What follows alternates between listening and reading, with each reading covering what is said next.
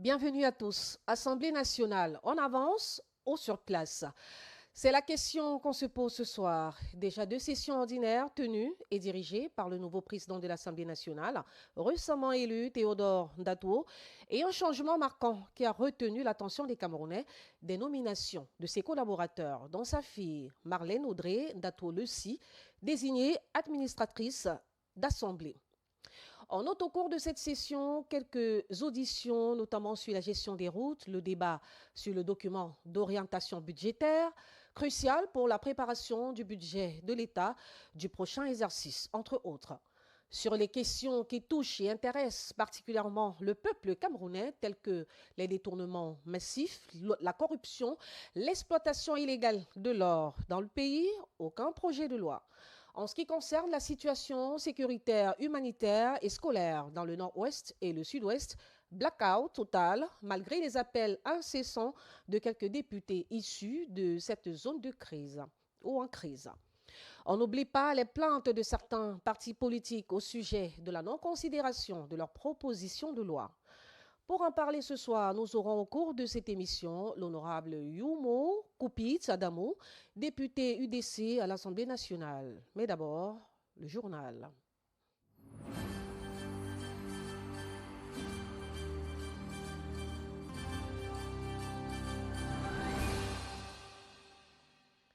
Vous êtes sur Balafon Télévision, bienvenue au journal. Affaire Martinez-Zogo, le témoignage du colonel Jean-Pierre Otoulou relance les débats au tribunal militaire. L'audience de ce mardi au tribunal militaire de Yaoundé a été dominée par la déposition du colonel Jean-Pierre Otoulou, commandant de la Légion de gendarmerie du centre au moment des faits. Sa comparution a d'abord été contestée par plusieurs avocats de la défense pour avoir participé à l'enquête préliminaire. Une objection rejetée par le président du tribunal qui a autorisé la suite de son témoignage. Le colonel Otoulou a indiqué que les premiers constats sur les lieux de l'enlèvement l'avaient conduit à conclure à une opération menée par des spécialistes. Il a également affirmé que les investigations avaient orienté les enquêteurs vers Justin Danoué et un commando présumé composé de deux équipes. Selon lui, Justin Danoué lui aurait déclaré avoir agi pour faire plaisir à son chef avant d'évoquer les auditions de responsables de la DGRE et la confrontation entre Justin Danoué et Jean-Pierre Amougou Bilinga qu'il présente comme un tournant de l'enquête. L'audience se poursuit avec l'audition du 34e témoin. À présent, allons dans la région du Nord, à Marois, la route des écoles de Lowol Diga, rongée par l'érosion. À Lowol Diga, dans l'arrondissement de Marois 2, le chemin de l'école se transforme progressivement en parcours d'obstacles. Ravinée par les pluies et fragilisée par des années d'abandon, la principale voie d'accès au lycée d'enseignement général et au lycée technique menace de céder. Les habitants tirent la sonnette d'alarme. Sans intervention rapide, des centaines d'élèves pourraient être privés d'accès à leurs établissements dès la rentrée prochaine. Nickel Tiwa pour les détails. Residents of Lowol Diga, a neighborhood in the Maratu district, are complaining that the main access road leading to Government High School and Government Technical High School in the area is eroding.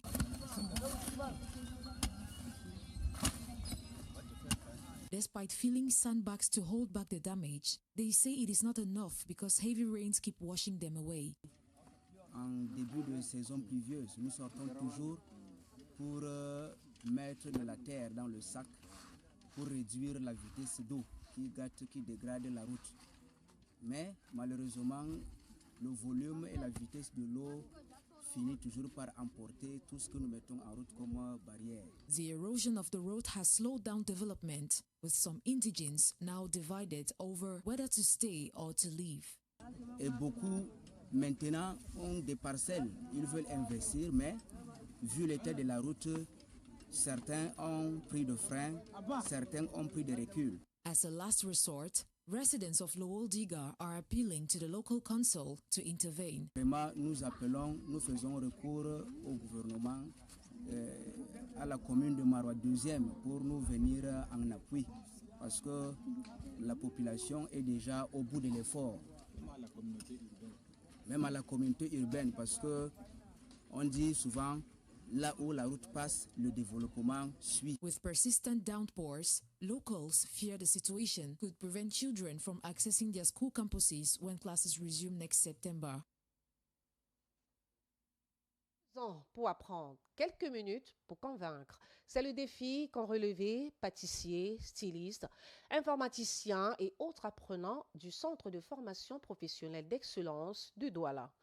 Ils viennent de présenter leur projet de fin de formation, une occasion de mettre en avant des solutions concrètes aux besoins des communautés et du marché de l'emploi.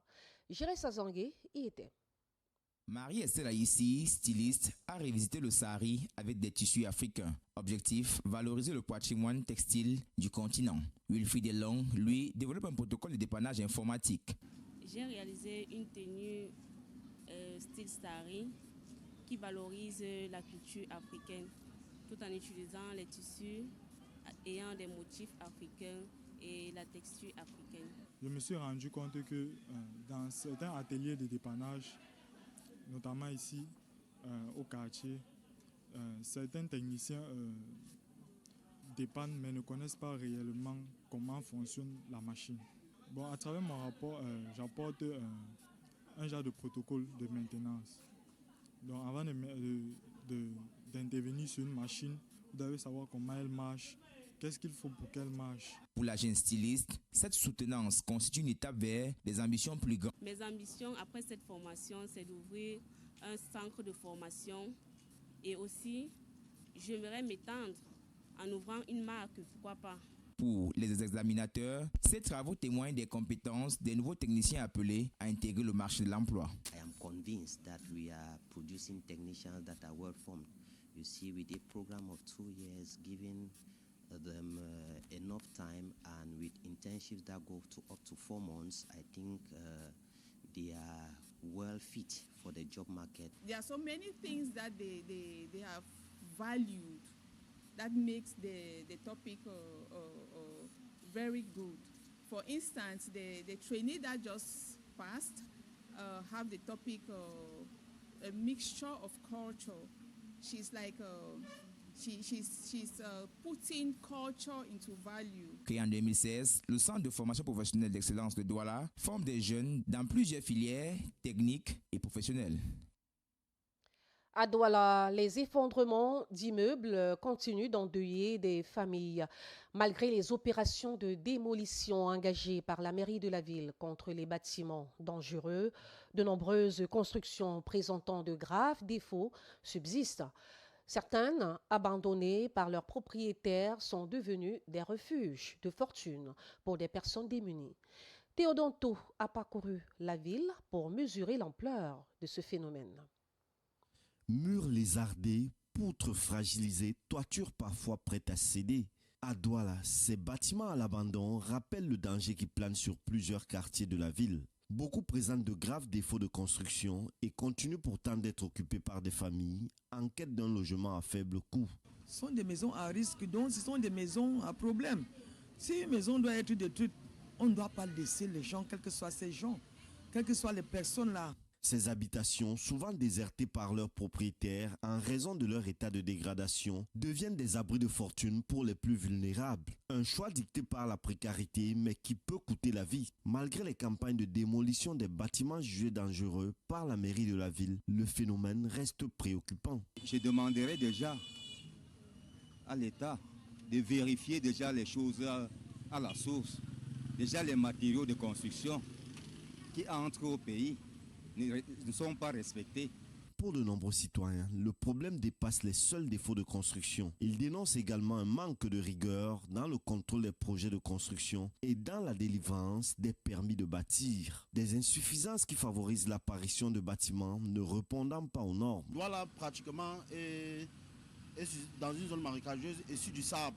Donc pour ça, il faut toujours avoir une étude de sol. Il y a des spécialistes pour ça. Et c'est référé vraiment aux bons techniciens. Renforcer les contrôles avant, pendant et après les travaux appliquer strictement les normes de construction et identifier rapidement les bâtiments à risque. Pour de nombreux habitants, ces mesures sont devenues indispensables afin d'éviter que de nouveaux drames ne viennent allonger la liste des victimes des effondrements d'immeubles à Douala. Toujours dans le cadre d'effondrements d'immeubles, à qui la faute? À Douala, les effondrements de bâtiments se multiplient, faisant des victimes et ravivant les inquiétudes. À chaque drame revient la même question. Qui est responsable? Respect des normes, qualité des matériaux, contrôle des chantiers ou défaillance des acteurs impliqués. L'architecte Hervé Pibou apporte des éléments de réponse dans ce reportage de Jessica Tenos-Maché. Tout projet de construction commence bien avant le premier coup de pioche. Dès la phase de conception, l'architecte accompagne le promoteur dans la définition, la conception et le suivi du projet. L'architecte, au départ, aide le promoteur à calibrer le besoin, à définir c'est quoi le besoin, l'encadrer, et puis après, il peut passer à la phase étude, c'est-à-dire faire des esquisses. L'architecte construit le bâtiment virtuellement avant qu'on aille le réaliser dans la vraie vie. Mais la sécurité d'un bâtiment ne repose pas sur un seul acteur. Ingénieurs, bureaux d'études, entreprises de construction et maîtres d'ouvrage interviennent chacun dans leur domaine de compétences et de responsabilité. Donc en termes de responsabilité sur un projet qui a été confié globalement à un architecte, la principale responsabilité, c'est lui. Sauf que les ingénieurs ne sont pas entièrement dédouanés de ce qu'ils produisent. C'est-à-dire qu'un ingénieur de structure qui a produit quelque chose, qui rentrait dans l'enveloppe, reste quand même un peu responsable. Moi, je dirais c'est du 50-50 avec l'architecte sur les données qu'il a reçues. Selon l'architecte Hervé Pibou, les failles apparaissent souvent après la délivrance du permis de bâtir, notamment en raison d'un suivi insuffisant des chantiers et du non-respect des prescriptions techniques. Après le permis, il faut faire un contrôle de conformité. Donc, il faut qu'il passe régulièrement pour savoir si est-ce que la destination est la même. Est-ce qu'on vous a dit qu'on allait faire un bâtiment R+5 de logement? Est-ce que c'est un R+5 de logement? Est-ce que ce bâtiment est ventilé? Est-ce que ce bâtiment-là n'aura pas un impact en fait sur l'assainissement de la ville? Nous, je parle à nous, les architectes, on peut faire notre job, mais il faut qu'on puisse travailler avec plusieurs ingénieurs et chacun spécialiste. Chacun doit faire son job. Pour l'expert, seule une meilleure répartition des responsabilités, associée à un contrôle plus rigoureux des collectivités territoriales, permettra de réduire les risques d'effondrement d'immeubles. Plusieurs ingénieurs dans un chantier est une garantie de sécurité, comme on vient de suivre l'expert. Recensement général de la population 2026, on en reparle. Le littoral est encore loin des objectifs fixés pour le 4e recensement général de la population et de l'habitat. Avec un taux de couverture de seulement 35%, le gouverneur Samuel Dieudonné Iva Dibois a appelé les différents départements à accélérer le rythme pour atteindre au moins 85% avant la clôture de l'opération.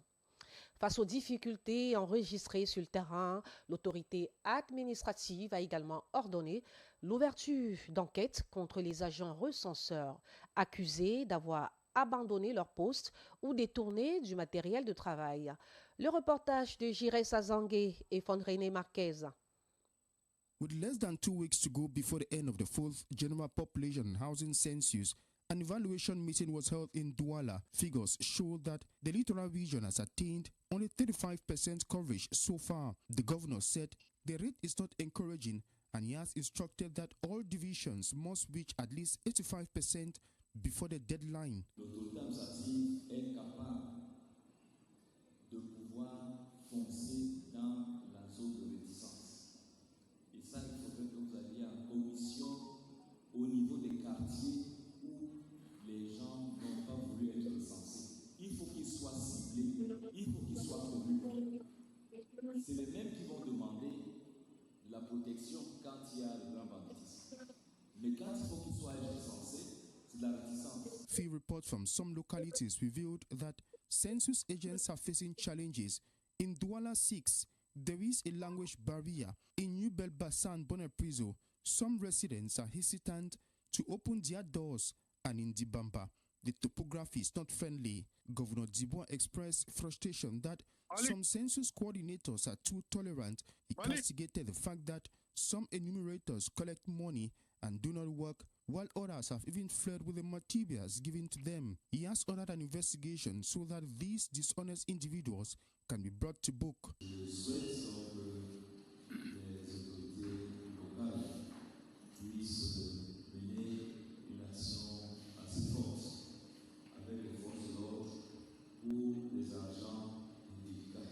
The meeting also revealed divisional figures. In Senegal Maritime, Edea 1 has recorded 55%, while Edea 2 stands at 30%. In the Mongo division, coverage is at 44.2%. In the Vuri division, Douala 1 is at 48.4% and Douala 3 at 32%. À présent, rendons-nous dans la région de l'Ouest, à Bafoussam, où les déchets deviennent une richesse.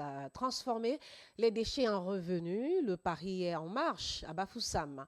Collectés dans les différents quartiers, les bouteilles plastiques sont compactées à la communauté urbaine avant d'être revendues pour recyclage. Une initiative qui conjugue assainissement urbain et économie circulaire. Le reportage de Franck Duroc Tassonquin. Allure pressée et gestes bien rodés, de jeunes agents s'activent chaque jour sur le site de compartage des déchets plastiques de la communauté urbaine de Bafoussam. Une activité devenue un maillon essentiel de la lutte contre l'insalubrité dans la ville. De compter dans les paquets. Et nous, les petits enfants là, nous aident à envoyer dans la machine pour qu'on puisse compacter et on attache, on fait les paquets comme ça. Collecte, tri comme partage. Ici, le travail s'organise à la chaîne. Appuyé par des stagiaires, les équipes se relaient pour donner une seconde vie aux bouteilles plastiques récupérées dans les différents quartiers de la cité. Par jour, nous pouvons faire 500 kg qui varient selon les pesées dans les paquets. Parce qu'il y a les paquets de 60 kg et les paquets de presque 70 kg. Par jour, on peut faire peut-être même une tonne.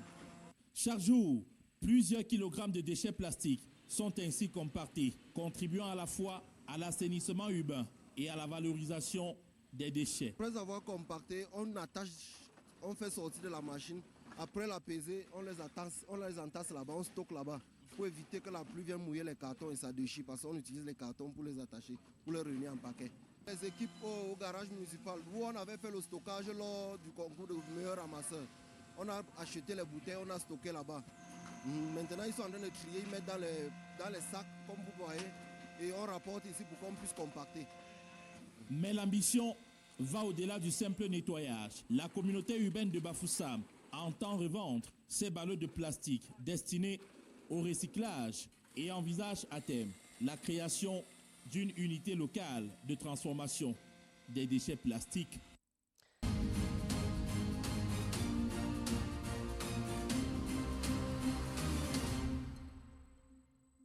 Le Grand Plateau continue. Nous recevons ce soir un député de l'Assemblée nationale du Parti de l'Union démocratique du Cameroun, en abrégé UDC. Il s'agit de l'honorable Yomo Kopit Adamo.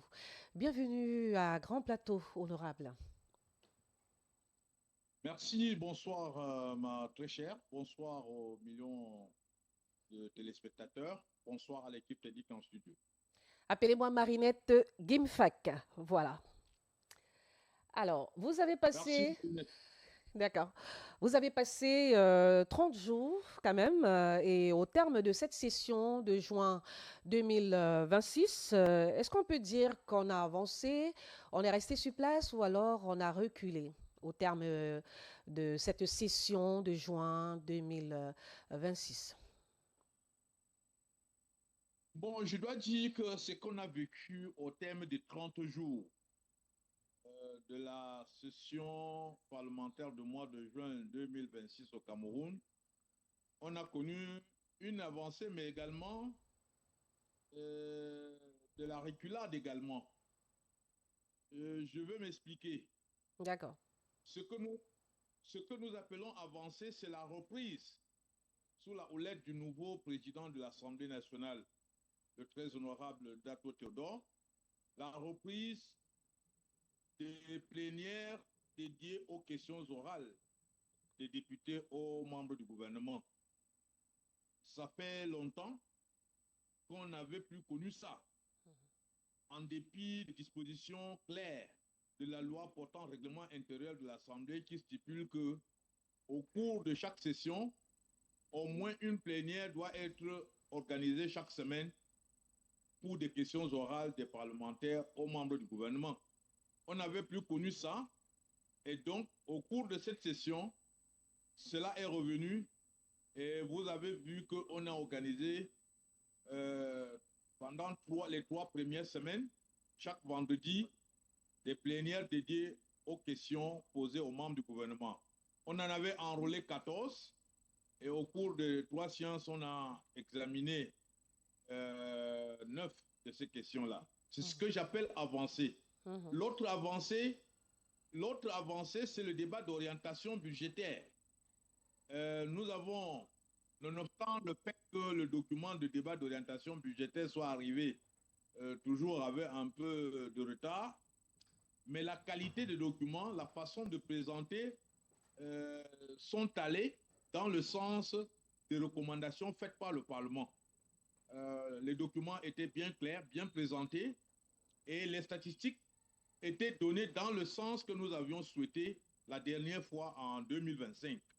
C'est ce que nous appelons avancées. La troisième chose qui peut entrer dans le sens des avancées, c'est la présence de plusieurs membres du gouvernement à la plénière dédiée au débat d'orientation budgétaire. Avant, les membres du gouvernement brillaient par leur absence. Seul le ministre des Finances venait répondre à toutes les questions comme s'il portait sur sa tête les charges des autres départements ministériels. Et nous avions souhaité en 2025 que le jour du débat d'orientation budgétaire, que tout le gouvernement soit là, de manière à ce que chacun qui est interpellé puisse répondre lui-même aux questions qui lui sont adressées. Voilà ce que je peux dire comme avancée que nous avons pu avoir sur le plan de l'activité parlementaire proprement dite. Je ne veux pas parler de la 51e conférence Assemblée parlementaire de la francophonie que le Cameroun a abrité, qui était un succès, parce que cela est une activité circonstancielle. Ça n'entre pas dans le travail classique que nous attendons à battre au cours d'une session. Mais par contre, nous avons enregistré malheureusement une reculade incompréhensible, inadmissible, intolérable. À savoir que pour la première fois, depuis le début de la 10e législature en cours, nous terminons une session sans avoir examiné et voté un seul test. Il n'y a eu 0 test de loi examiné et voté. Exactement. Exactement, on Alors, sort de cette session sans texte adopté. Pourtant, il y a eu des propositions quand même de loi de la part de l'opposition, notamment du SIF et de l'UDC. Exactement. C'est là où le bas blesse. Et je vais l'interpréter de 2 manières. La première manière, c'est que on s'obstine dans la logique de transformer notre Parlement en simple chambre d'enregistrement des tests envoyés par le président de la République.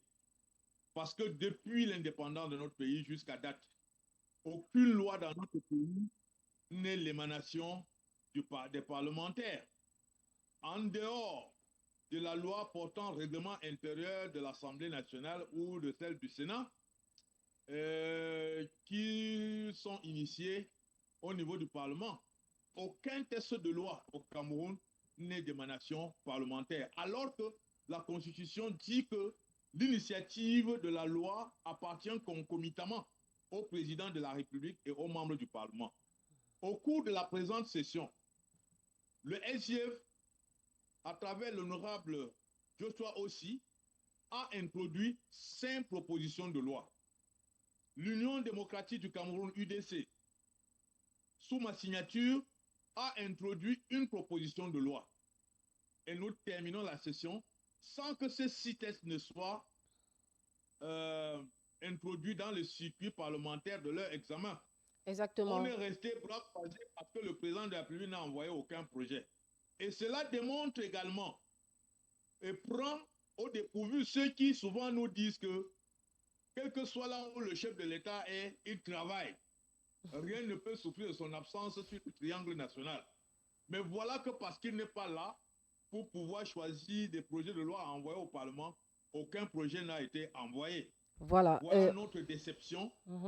Voilà notre déception. Voilà une déception justement qui est légitime. Revenons un peu sur ces propositions de loi qui ne sont pas considérées. Selon vous, c'est quoi le problème? Est-ce que c'est l'absence du chef de l'État qui est à l'origine de cette non-considération des propositions de loi de l'opposition, ou alors c'est pas la première fois qu'on assiste à une telle déception de votre part? En fait, on voudrait comprendre c'est quoi le problème. Est-ce que vous ne respectez pas la procédure? Non, le problème se trouve ailleurs.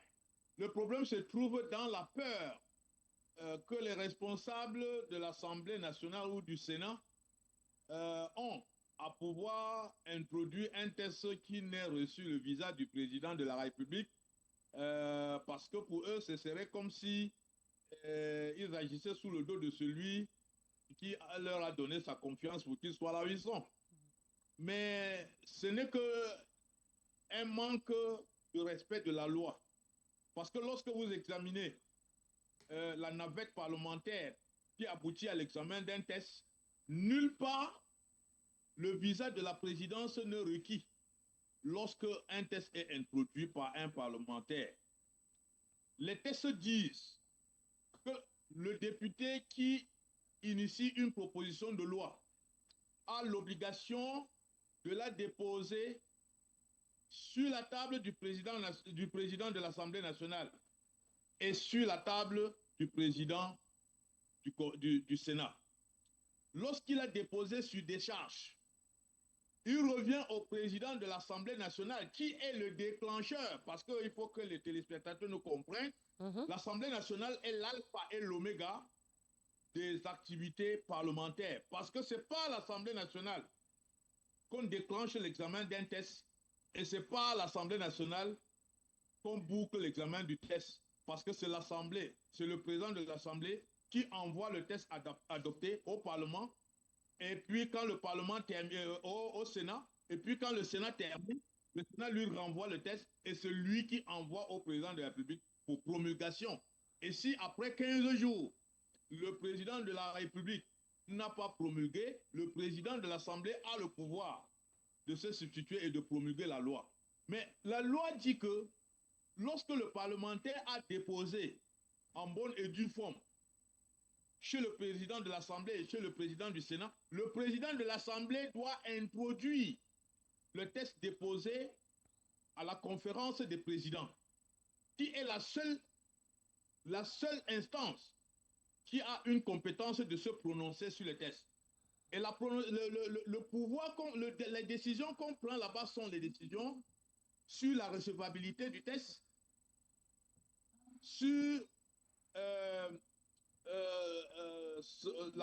sa transmission à une commission qui va l'examiner à fond, en fonction du domaine visé par le test.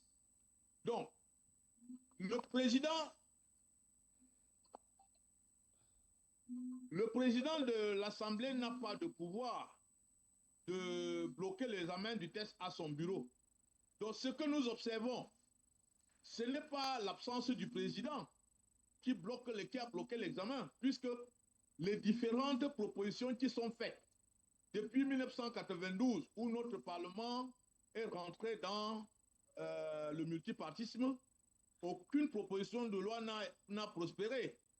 Et ces propositions de loi ont toujours été introduites alors que le président se trouvait à Etoudi. Donc ce n'est pas son absence qui justifie le non-examen de nos propositions. C'est simplement cette logique qui voudrait que aucune loi ne soit examinée et votée chez nous si elle n'est d'émanation du président de la République. C'est ça, c'est cette psychologie-là qui bloque l'examen. Ce n'est pas l'absence du président. Et nous pensons que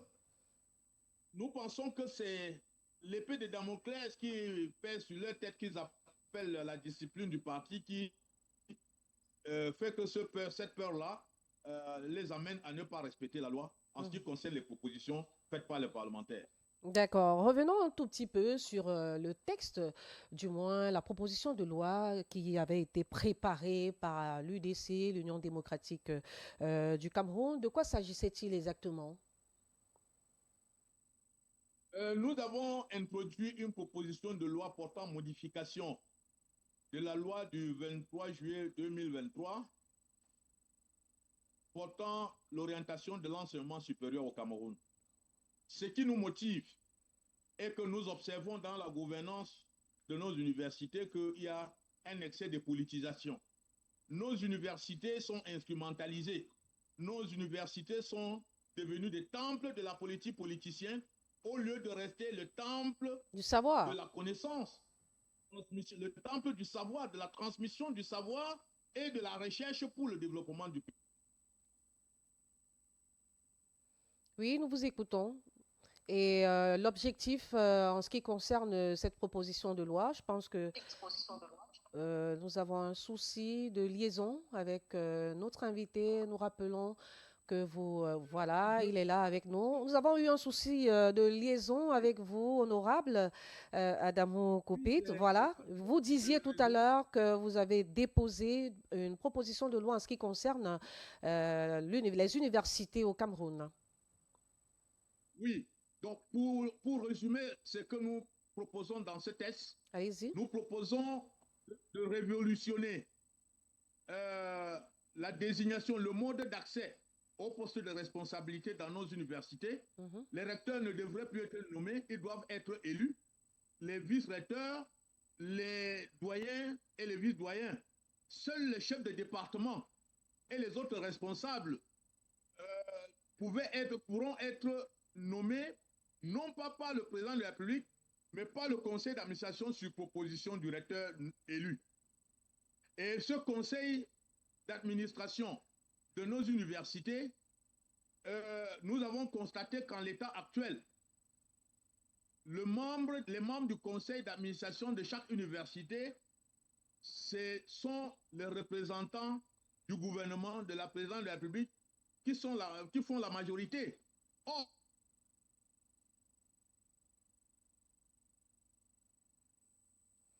voilà, universitaire qui devrait constituer le conseil d'administration. Ce que nous proposons, et nous pensons que le nombre de membres du conseil d'administration doit passer à 13, et dans ces 13-là, la majorité doit être le représentant de la population universitaire, à savoir les enseignants, les étudiants et le personnel d'appui. Pour l'accès au poste de responsabilité, l'élection doit se faire par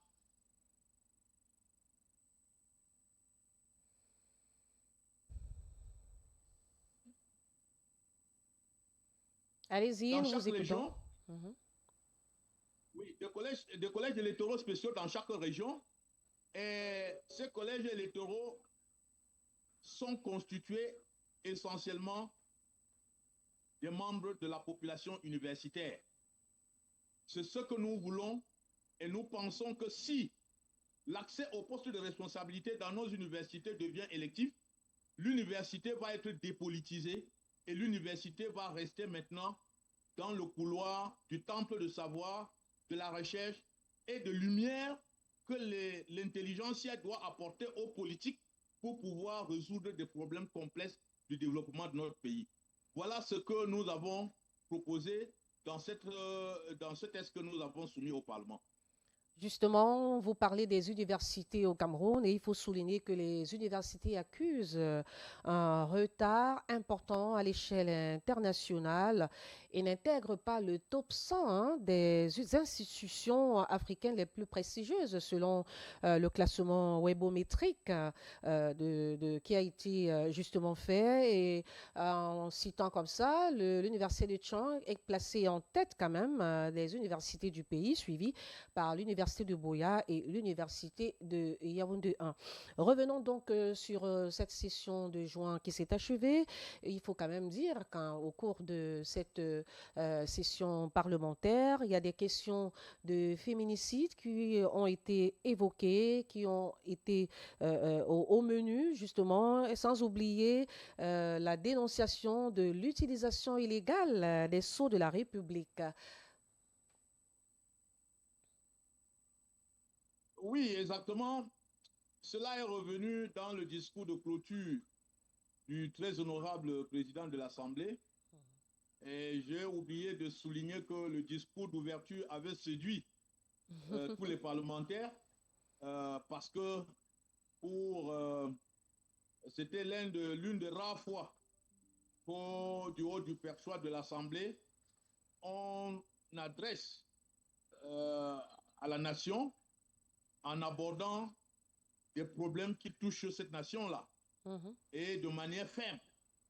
Le président, dans son discours de clôture, a relevé pour condamner la montée du féminicide et de l'infanticide dans notre pays et a appelé les différentes autorités, chacune, à prendre ses responsabilités, y compris les parlementaires que nous sommes.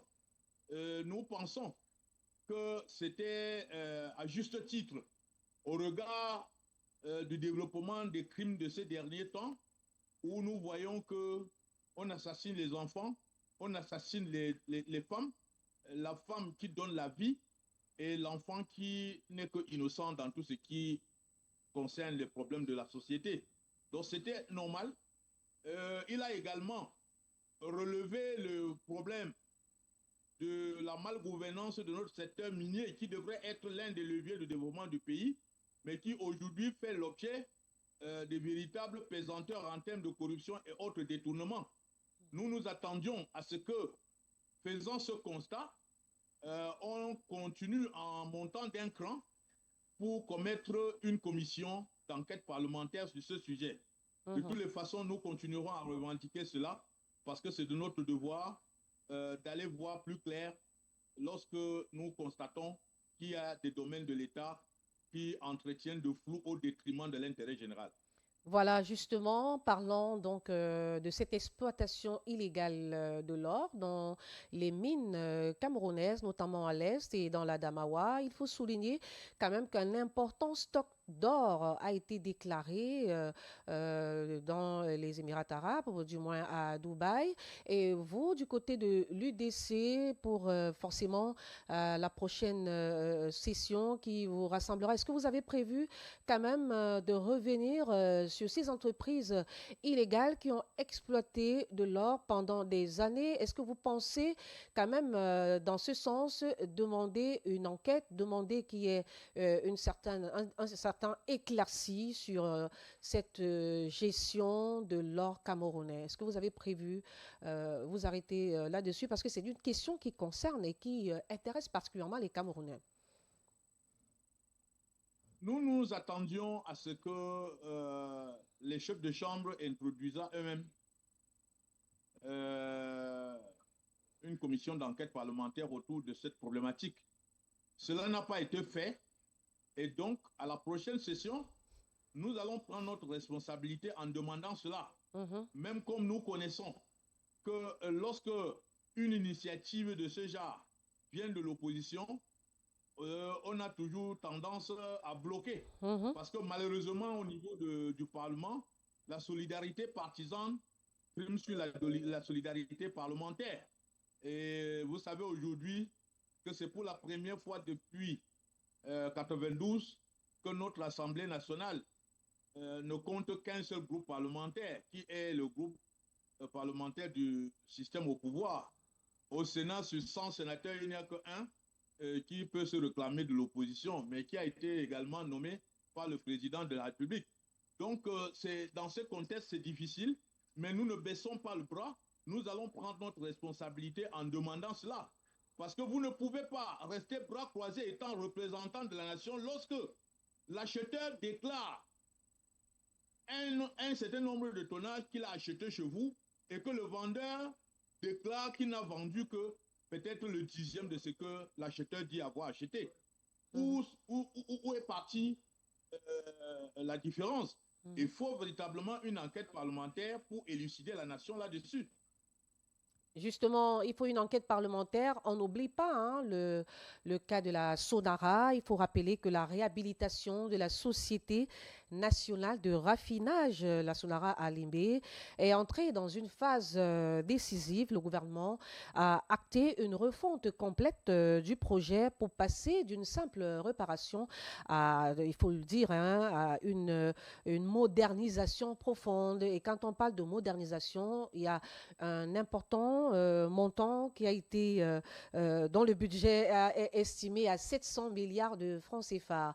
Rappelons que des années précédentes, le montant avoisinait les 200 milliards. Alors, juste quelques années, on est à 700 milliards. Qu'est-ce qui explique cette décision? Qu'est-ce qui explique que le montant grimpe aussi de manière vertigineuse en ce qui concerne cette réhabilitation, cette refonte du projet de la Sonara? Mais c'est le jeu favori de la gouvernance au Cameroun, des acteurs gouvernementaux au Cameroun. À chaque fois qu'il y a un projet de grands travaux, on se laisse aller au jeu de surévaluation pour pouvoir avoir le dessous de la table. Donc, je n'exagérerai pas en disant que il y a odeur de corruption et de surfacturation à ce niveau. Mais au-delà de ça, nous avons posé à l'Assemblée nationale la problématique de la pertinence entre engager des milliards pour réhabiliter une raffinerie qui va raffiner le pétrole que nous ne consommons pas et prendre ces milliards pour construire une nouvelle raffinerie qui va raffiner le pétrole dont notre population a besoin. Vous savez que la Sonara est configuré pour raffiner le pétrole lourd qu'on n'utilise pas chez nous. Et nous raffinons le pétrole lourd qu'on exporte et importons le pétrole léger que nous consommons. C'est paradoxal. Si peut-être ça a été imposé par le colon, je crois que 66 ans après l'indépendance du pays, on est suffisamment mature pour pouvoir comprendre dans quelle direction nous devons orienter nos investissements lourds pour satisfaire le besoin de notre population. Je crois que nous devons beaucoup plus agir dans la réduction de l'extrapolation de notre économie plutôt que de l'accentuer en faisant des investissements en faveur des entreprises qui vont plutôt accélérer cette extraversion. Lorsque le cours du pétrole baisse à l'extérieur, on ne ressent pas dans notre pays parce qu'on va dire nous exportons le pétrole lourd et le gap de cette exportation absorbe le gain qu'on aurait pu avoir dans la baisse de cours international du baril. Donc c'est un problème. Nous avons posé cette question et je crois qu'il y a, au-delà de tendance à la surfacturation des travaux de réhabilitation, il y a une question de pertinence qu'il faut bien liquider. Effectivement. Et on va, avant de sortir, revenir un peu sur ce départ du navire usine Ili Episeyo qui quitte le Cameroun ce mois de juin. Il faut rappeler que c'est ce navire qui permettait quand même de liquéfier le gaz camerounais. Le navire s'en va 8 ans après. Et quelques experts, quelques économistes avaient signalé, avaient alerté sur les risques qu'on pouvait encourir à la suite du départ de ce navire-usine. Et il faut rappeler que dans le budget de la loi de finances, je crois, 2026, il est bien précisé que le Cameroun compte sur les recettes qui devaient être reversées par justement l'extraction et la liquéfaction de ce gaz qui était exporté hors du pays. On parle de 250 voire 300 milliards de francs CFA qui ne vont pas être recouvrés suite à ce départ. Qu'est-ce que ça engage au niveau du budget du Cameroun, vu que c'était considéré dans le budget des finances? C'était l'une des préoccupations que nous avons adressées au ministre des Finances. Je crois que lors du débat d'orientation budgétaire, c'est moi et l'honorable Joshua Osiki qui avons abordé cette problématique importante parce que l'impact est suffisamment grave. Sur le plan financier et budgétaire, lorsque vous accusez un déficit, un gap négatif situé entre 250 et 300 milliards que vous devrez avoir par mois, par an dans le budget, c'est énorme. Il faut bien qu'on nous dise où est-ce qu'on va trouver des ressources pour pouvoir combler ce gap, de manière à ne pas aggraver le déficit budgétaire. Parce que les ressources vont souffrir de ce départ-là, à hauteur de près de 300 milliards. Et en plus de cela, puisque ce bateau norvégien abritait une société qui devrait liquéfier le gaz que nous utilisons, est-ce qu'on a pris des mesures préventives pour que ce départ ne crée pas de pénurie de gaz dans notre pays pour faire souffrir des ménages? Nous avons posé ces problèmes-là. Et je crois que comme le gouvernement n'est pas toujours dans la posture d'échanger, de débattre pour pouvoir aboutir à la recherche véritable, à la recherche participative de solutions pour résoudre des problèmes qui sont inévitables, on s'est mis dans la posture de justifier, de dire qu'on sait comment on va faire, mais sans nous dire ce qu'on sait. Parce que nous pensions qu'on est en droit de savoir ce que le gouvernement sait en ce qui concerne la solution pour résoudre ce problème fondamental dans notre pays. C'est regrettable parce qu'on devrait savoir comment contourner ce départ, comment faire. Et même s'il devait partir au terme de la période contractuelle initiale, si on ne devrait pas renouveler, ne devrait pas déjà prendre les mesures pendant que cette société était là, avant son départ, de trouver une solution alternative. C'est ça ce qu'on appelle la gouvernance par anticipation. Et c'est ce qui échappe à notre gouvernement qui aime jouer au sapeur-pompier. Mais malheureusement, le sapeur-pompier arrive toujours généralement quand le feu aura déjà tout consumé. On espère que le feu ne va pas tout consumer. Merci beaucoup, honorable Yumo Kopitadamo, pour votre participation à cet éclairage sur ce qui concerne le bilan de la deuxième session justement ordinaire de l'Assemblée nationale au Cameroun. C'est moi qui vous remercie pour m'avoir invité et je crois qu'on a été à la hauteur des attentes de vos téléspectateurs. De toutes les façons, nous ferons toujours d'efforts pour pouvoir répondre à vos sollicitations. Nous n'en doutons pas. Merci beaucoup. Merci également à vous, chers téléspectateurs, d'avoir suivi donc l'émission Le Grand Plateau. On se retrouve demain avec la grâce de Dieu. Portez-vous bien. À demain.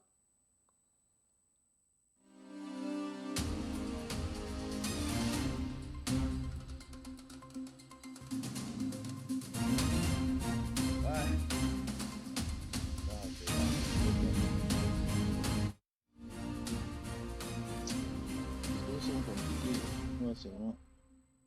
Tu sais, je suis arrivé à la maison avec l'embouteillage. Je suis arrivé...